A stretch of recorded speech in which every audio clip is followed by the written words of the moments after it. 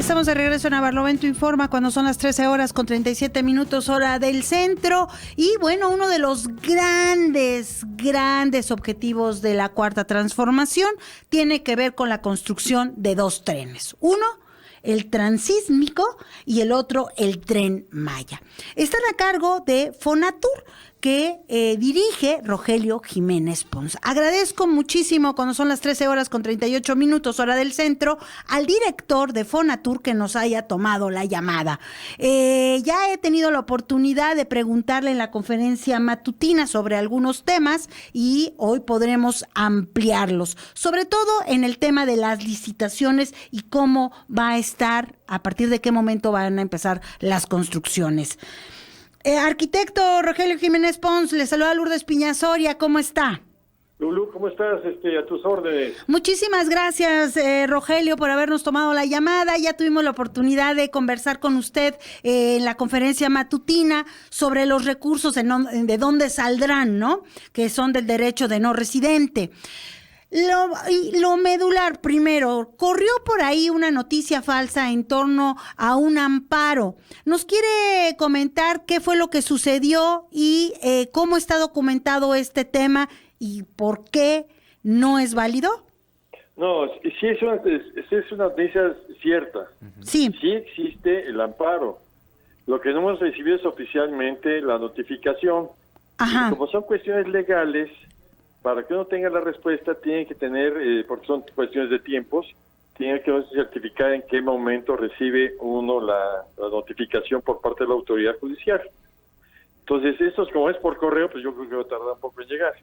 Entonces, sí existe el amparo, es una persona que en la zona de Calakmul, es muy importante aclarar esto porque no son comunidades las que se separan, es un grupo pequeño que se llama CRIPS, que uno de sus miembros presentó un amparo por el procedimiento de la consulta indígena. Entonces ya se está procediendo de acuerdo a todo el procedimiento, estamos preparados para recibirlo y presentaremos nuestras consideraciones con la abogada, con la juez, que es la que lleva este caso, y nuestros argumentos básicamente son los siguientes. Si bien tiene todo un derecho un particular a ampararse, también el derecho del 97% de las comunidades que de esa zona se expresaron a favor del tren, pues también tienen que ser considerados. En fin, ya son argumentos legales que en su momento, de acuerdo a lo que marca la ley, estaremos respondiéndole a la autoridad judicial. A ver, Rogelio, la pregunta es entonces la siguiente. ¿Sí hay una suspensión provisional de un juez o todavía no la hay? Bueno, debe ser para nosotros hasta que lo recibamos formalmente. Claro. O sea, como no se han dado por recibidos, entonces no existe en este momento. En términos circunstanciales, no. Claro. Pero sabemos que ya viene en proceso, que ya está, inclusive ya se publicó una copia del documento que de un juez en Campeche, una juez en Campeche, que fue la que recibió y dio entrada a este amparo. Ahora, si vamos a tener esta suspensión provisional, ¿qué significa en los tiempos de las licitaciones? Pues miren, por el momento hay que ver es el alcance de esta suspensión, hasta dónde llega, porque estamos hablando también de acciones preliminares. Una licitación o una convocatoria de licitación no es una acción de obra. ¿En qué término está hecho? Y es lo que estamos ahorita preparados para discutir con la juez qué es lo que tenemos que hacer. Evidentemente no queremos entrar en desacato, pero tampoco perder mucho tiempo. Sabemos que hay alcances que pueden ser solventados perfectamente y seguir nosotros con el procedimiento. Rogelio, la pregunta sería, me acuerdo que en la conferencia de prensa, la que se anunció justamente los términos y las fechas de las licitaciones, cómo se iban a estar publicando, en la primera, ¿sí está la afectación en esa zona? No. ¿No? Esa es una de las cosas que nosotros discutimos. Para empezar, lo que estamos haciendo es donde existe actualmente vía y lo que estamos haciendo es en zonas ya impactadas de hace décadas, rehabilitar la vía antigua, arreglarla, modernizarla, y estamos hablando de una zona que está bastante lejos de donde se manifestaron en contra, más de 100 kilómetros. Y con esto, quiere decir que sí se va a dar en tiempo y forma el inicio de la obra en abril. Sí, esperamos que así sea, que sí, si no hay otro inconveniente. Yo creo que todavía tenemos tiempo de solventar el problema judicial. Recibimos estas cosas, damos continuidad a los trabajos de convocatoria, que son trabajos preliminares, y en el momento que ya estemos por recibir, yo creo que ya se habrá solventado el problema legal, y tenemos, llegaremos a las fechas que son finales de abril, principios de mayo, cuando se inician las obras.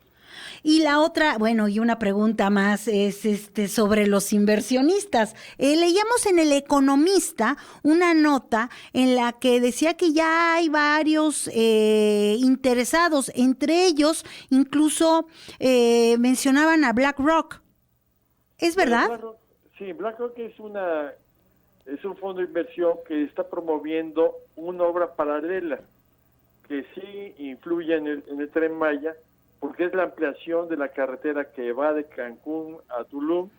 Se amplía un carril de cada lado, y aparte se realizan más de 20 y tantos puentes que actualmente son los retornos, que son muy peligrosos, hay diario, hay accidentes ahí, y se incluyen, y al centro del día nos dejan el espacio para que vaya el tren. Ya la otra pregunta, que yo sé que es como espinosa, vamos a decir, tiene que ver con los flujos de capital. Sí. Y me estoy refiriendo, Rogelio, al coronavirus. Esto seguramente impactará en la llegada de turistas, no solamente en México, sino en el mundo. Lo tienen previsto, porque si ese recurso proviene del derecho de no residente, bueno, ¿se recaudará lo mismo y se podrá hacer la inversión? Mira, aquí hay una cosa muy interesante y si tiene que ver con el coronavirus casualmente. Sí. Si bien la actividad turística en todo el mundo va a reducirse drásticamente, seguirá habiendo algo.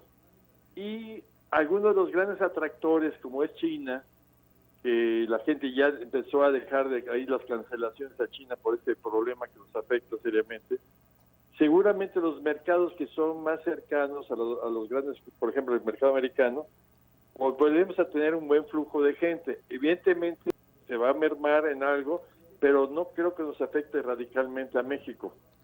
Si México controla bien sus procesos actualmente de control sanitario y tiene mejores condiciones, yo creo que son los países que harán menos afectación.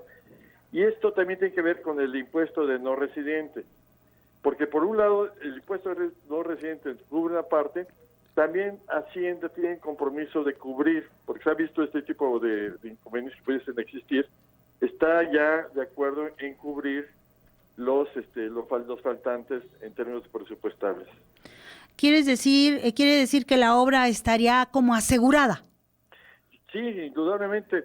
Y esto me da pie también a comentarte una cosa. Mira, originalmente se había planteado que era un sistema APP. Sí. Donde era 90% inversión privada y 10% inversión pública.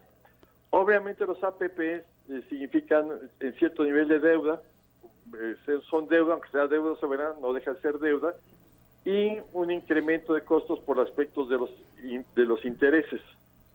Entonces, cuando se le presentó un resumen, pese que ahorita te voy a platicar otra cosa, que son los ingresos, pese a que hay buenos ingresos, el presidente no quiere dejar deuda, y vio que estaban haciéndose muchos ahorros en otras áreas de la administración pública, del presupuesto público, y dijo, podemos sacar la obra perfectamente, estos entre 130 y 150 mil millones, podemos sacarlos con los esfuerzos que se vienen haciendo de ahorro, y hagamos esto con inversión pública. Lo de que sí entra la iniciativa privada es en todo lo que son estaciones, los polos de desarrollos, ahí sí es evidentemente privado. Rogelio, le voy a pedir por favor que si nos ayuda con unos minutitos, por cuestión de tiempo en radio, y regreso con usted. Sí, claro, sí, muchísimas gracias. Voy a un corte rápidamente. Esto es A Barlovento Informa, no se vaya. Son las 13:49 hora del centro y agradecemos de verdad a Rogelio Jiménez Pons, director de Fonatur y encargado de estas dos mega obras que significa el tren transísmico y el Tren Maya. Muy buenas noticias, arquitecto, en cuanto a los APPs. Sí, bueno, déjame aclararte una primero. Yo estoy encargado solamente del Tren Maya. Qué bueno que hace la aclaración porque había confusión en ello, ¿eh? Sí, el tren transísmico, sí. Está Rafael Marín Mollinedo, sí. que es el responsable de llevarlo a cabo, que está haciendo la labor estupenda. Ellos van ya muy avanzados en sus licitaciones, lanzaron últimamente 2 licitaciones, y es un tren que es estratégico para el país, pero ese es Rafa Marín. ¿Y de qué entidad es? ¿Perdón? ¿De qué entidad es? Están escritos, que es un proyecto especial, pero están en Hacienda. Están en Hacienda. Qué buena información, porque siempre hay como confusión entre las dos obras. Qué bueno que nos los aclara el arquitecto Jiménez Pons. Bueno, pero buenas noticias en el Tren Maya con relación a las APPs. Lo que quiere decir es que va el gobierno con sus ahorros y que toda la política de austeridad lo va a poder financiar, ¿no? Así es. Ahora, también la otra mejor noticia es que si bien en el mundo los trenes de pasajeros no son negocio, así es, y tampoco lo va a ser para pasajeros, sí lo es para turismo y sobre todo para carga también. Entonces el Tren Maya es muy rentable por la cuestión turística y por la cuestión de carga. El pasajero local, pues se le tiene que dar una preferencia, se tiene que subsidiar, el chiste de apoyar a los trabajadores, a los campesinos, a todo el mundo que se suba, como antiguamente se hacía, y es la labor social del tren. Pero lo que es negocio, de donde está la parte turística y de carga, está muy bien los pronósticos. Y 2 preguntas más y luego le paso el micrófono a Alejandro. Una con relación a las deudas que tienen las aerolíneas. ¿Qué tan verdad es esto? ¿Cuánta deuda tienen en cuanto al reporte del DNR, del derecho de no residente? ¿Lo están reportando, no lo están reportando? ¿Cuánto deben y si impactará pues en la construcción del tren? Mira, Lulu, esa parte no la llevamos nosotros. Sí. Realmente el DNR lo maneja Hacienda. Entonces ellos ya son la autoridad que tienen todos los medios de control, sabrán cómo lo cobran. Sí es un tema, yo ni siquiera he oído al respecto, no tengo ni la menor información, pero eso sí está en el campo de Hacienda. Pues ya le preguntaremos a Arturo Herrera al respecto, porque anda por ahí la especulación justamente que uno de los problemas por los que atraviesa Interjet es el no pago, el no reporte del derecho de no residente. Y por otra parte, yo sé que no le toca a Fonatur, sería realmente a Sectur, a Miguel Torruco.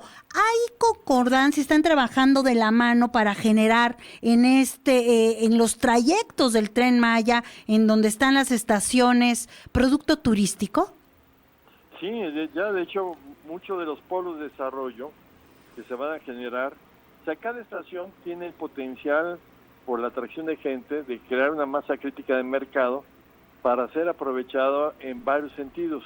El primero es ordenamiento territorial, y este ordenamiento territorial puede generar actividades turísticas, económicas, comerciales, de distinto orden, pero fundamentalmente es ordenamiento de nuevos polos de desarrollo. Y estaremos hablando de turismo rural, de turismo ecológico, de turismo de naturaleza. Exactamente. Fundamentalmente. Sí, ya el modelo masivo de los grandes conjuntos hoteleros, sí, de que tienen 1.500 cuartos, cosas, no es el modelo que viene para el resto del Tren Maya. Sí. Si bien eso es exitoso en ciertos lugares, en las características tanto culturales como físicas del resto del recorrido del Tren Maya, está más asociado al turismo que tú indicas, o sea, agroturismo, turismo ecológico, de aventura, cosas así que tengan más contacto con la naturaleza y con las comunidades. Y sobre todo que nos lleve a generar desarrollos que no impacten tanto y que sean más incluyentes socialmente. Claro. ¿Qué tal? Arquitecto, lo saluda Alejandro Rivera, es un placer estar con usted. Mucho gusto, Alejandro. Me llamó mucho la atención lo que ahorita señalaba sobre el uso turístico y la rentabilidad del tren, pero también el uso de la comunidad. Es decir, no solo va a ser de carga y turístico, sino va a también tener como esa opción para que las propias comunidades puedan utilizarlo quizás hasta como medio de transporte. Es decir, ¿ya se tiene pensado un plan? Esa es la pregunta. Para que sea diferente el uso del turista que de la comunidad o del mexicano, o cómo funcionaría esa división entre uso turístico y uso comunal. Sí, miren, normalmente son varios factores como podemos diferenciar los mercados, llamarlo así. Uh-huh. Por ejemplo, las mañanas, lo lógico es que salgan los trenes de los lugares que son normalmente habitacionales, como Cancún, Playa del Carmen, a lo largo de la Ribera Maya. Ahora sí que repartiendo trabajadores que van a ir con mayor seguridad y a un precio muy accesible a sus destinos, ¿no? Entonces, ese es el primer tipo, y es un tipo de tren que es un tren así muy práctico, con vagones Bien. Así de convencionales, ¿no? Ya cuando se empiezan a incorporar vagones ya de otra calidad, donde ya hay gabinetes o son más sofisticados o restaurantes caros, porque tenemos que explotar mucho el aspecto culinario claro. Del sureste, comida yucateca, campechana, tabasqueña. Entonces ya empiezan las amenidades a bordo. Entonces ya serán trenes que lleven de especialidad de turismo o sean mixtos. Hay una gran variedad de productos que tenemos que ir generando, se están viendo todo ese tipo de cosas, y el chiste es tener el sistema diferenciado, no simplemente por el tipo de vagón, pues los vagones muy prácticos, que son más baratos estar ahí, y vagones que no tipo de servicios mucho más sofisticados que serán más caros. Yo sé, arquitecto, que pues realmente la cereza del pastel en Fonatur y en realidad en parte de los proyectos de la 4T pues es este Tren Maya. Sin embargo, me parece que Fonatur tiene pues una misión importante en cuanto a los centros integralmente planeados, y me estoy refiriendo a Cancún, a Loreto, a Los Cabos, a Huatulco, entre otros, ¿no? Son 5, me parece. Y quedaron pendientes en las otras administraciones, por ejemplo, Playa Espíritu, con un problema en las marismas, cerca de Mazatlán, en Sinaloa. No lo quiero agarrar fuera de base, pero ¿por qué no nos da una entrevista y véngase acá con nosotros y platicamos ampliamente sobre estos centros integralmente planeados, qué está sucediendo con ellos y todos estos que quedaron en pendientes, ¿no? Sí, con mucho gusto. Mira, sí estamos viendo algunas estrategias ya específicas. Queremos cambiar mucho la forma de actuar, por ejemplo, cómo vamos a rescatar algunos destinos que inclusive están operando como Loreto, u otros como que quedaron a medias, como más bien quedaron inconclusos como Playa Espíritu. Entonces, todo eso sí, cuando guste nos vemos. Pues usted póngale fecha, yo le voy a pedir a Marco Zapata que se comunique con el personal de comunicación social de Fonatur y véngase acá con nosotros una horita, el día que usted quiera, y platicamos sobre estos centros integralmente planeados. Está pendiente Tamaulipas y está pendiente, si no mal recuerdo, Sinaloa, ¿no? Sí, básicamente Sinaloa, porque Tamaulipas es lo que era la Palma, no me acuerdo, quedó pendiente, hay algo en Tampico también, sí, pero lo importante, de inversiones importantes que están en el aire es de Playa Espíritu en Mazatlán, al sur de Mazatlán, perdón, y otros destinos que también no han madurado, que tenemos que cambiar la estrategia para lograr rescatarlos. Y también cómo encontró la 4T la famosa escalera náutica, ¿no? Que nos la habían vendido como la gran panacea en el gobierno foxista, y bueno, pues los resultados son pírricos, por no decir prácticamente fraudulentos. Sí, hay algo que echado a perder muchas cosas, han sido de esas distorsiones que han creado muchas distorsiones económicas, la misma corrupción, claro, o ineficiencias, ¿no? Entonces, sí hay que cuidar todas esas inversiones. Sí tenemos ya una estrategia que estamos poco a poco, porque también tenemos recursos limitados. Claro. Hay muchos destinos, estamos sobrecargados. Por ejemplo, tenemos un problema grave en Baja California, en Los Cabos, con las plantas de tratamiento. Son insuficientes y están contaminando los esteros. En fin, hay broncas así muy serias y que pues aquí mucho gusto platicamos. Claro que sí, hablar de Huatulco, que lo han relanzado mínimo 5 veces. o 6 veces y pues no pasa mayor cosa, ¿no? Yo creo que Huatulco va a tener una buena suerte porque va a pasar como sucedió en Mazatlán. Al terminar la carretera que llega de Oaxaca, que llega más o menos a la altura de Puerto Escondido, va a beneficiar mucho toda esta región y posiblemente le dé el impulso que le falta a Huatulco. En Huatulco tenemos una reserva muy importante de 8,000 hectáreas, Sí.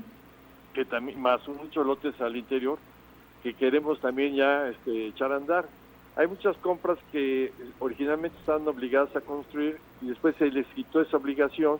Entonces queremos ahorita recuperar un poco ese espacio, decirles, oye, compraste, la inversión del Estado mexicano no es para especular, construye o regresamos tu lana y volvemos a ver qué hacemos aquí. Pues un placer haber platicado con el arquitecto Rogelio Jiménez Pons, a quien agradecemos muchísimo haber estado con nosotros la última media hora de A Barlovento Informa y pues convocado a que nos pongamos de acuerdo para hablar de todos estos centros integralmente planeados, su viabilidad y dónde estarán las inversiones. Correcto, Lulu. Y Alejandro, pues mucho gusto. Mucho gusto, Un placer, un gran arquitecto. abrazo. Hasta luego, muy amable. Gracias, buen provecho. Vamos rápidamente a un corte, no se vayan, esto es A Barlovento Informa. Abrimos los micrófonos.